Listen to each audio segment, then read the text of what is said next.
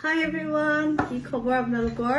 আজি আপোনালোকক লগ পাইছো দুপৰীয়াৰ লাঞ্চৰ টাইমত আৰু আজি জানেনে মোৰ একো ইমান বনাবলৈ মন গৈ থকা নাই। দালি আছিলে এয়া আৰু লগতে ভেন্দি আলু ভাজি আৰু সেয়া আৰু দিনত একো বনাবলৈ মন নাযায় কিন্তু অলপমান কিবা এটা টেষ্টিও খাবলৈ মন গৈ আছে।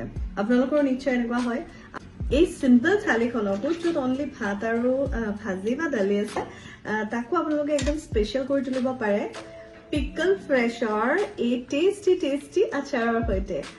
পিকল ফ্ৰেছ হৈছে ইণ্ডিয়াৰ প্ৰথমটো নন ভেজ পিকল ব্ৰেণ্ড আৰু তেওঁলোকৰ পৰাই মোলৈ আহিছিলে এই 4টা আচাৰৰ এটা কম্বো।